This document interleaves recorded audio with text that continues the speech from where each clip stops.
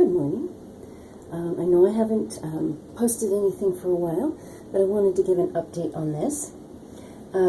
There are some wrinkles that have shown up in the hydroponics.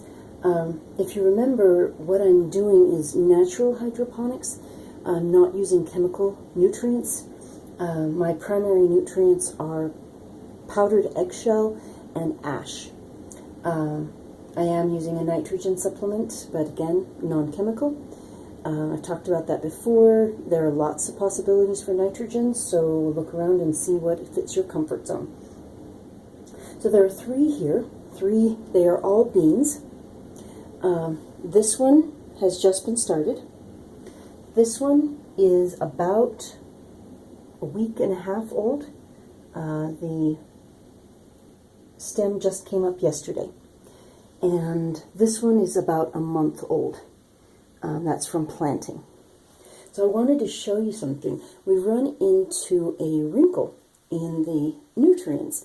I have had plants absolutely thrive until they get beans on them. And then depending on, I think, a lot of different variables, within a week or two, they're gone, completely dead. I have one remaining on the windowsill that still has 2 beans on it. Most of the plant is dead, but it has just started to put out new leaves. Now, another thing is that it has just started to put out new roots. Now, when I did this one, I did the same process. I used ash and eggshell, and I've been adding nitrogen from time to time. Let me show you this.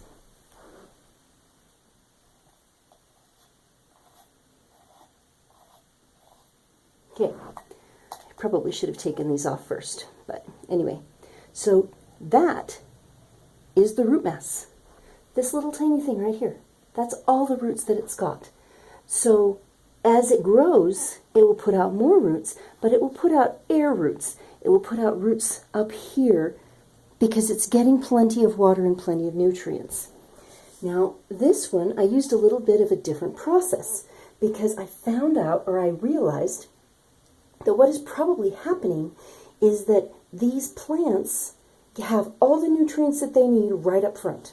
They don't have to dig, they don't have to reach. Everything is right there where they need it. The nutrients, like I said, ash, eggshell.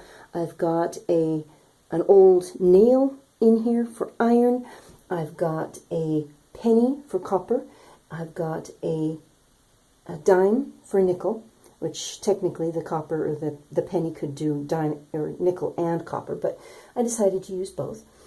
And that root mass, I screwed it back on, sorry about that.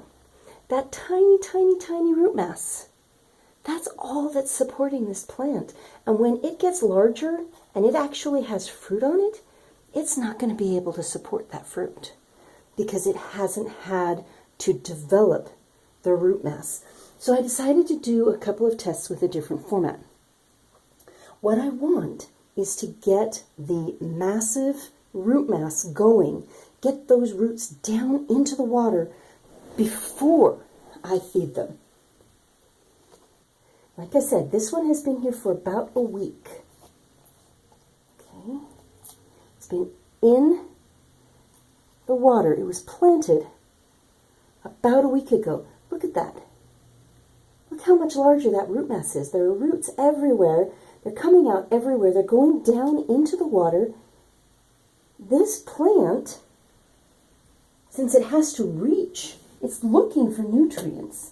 It's struggling toward what it thinks is the nutrients, which means, for a plant, it means down.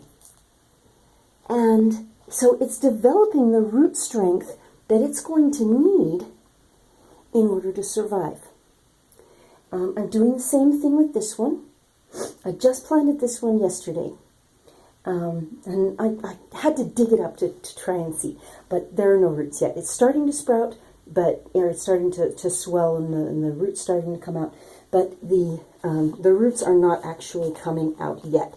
So these are my tests. No roots yet.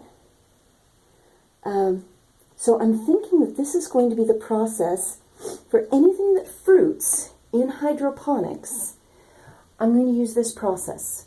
Plant them and force them to dig down into the water before I start to fertilize them.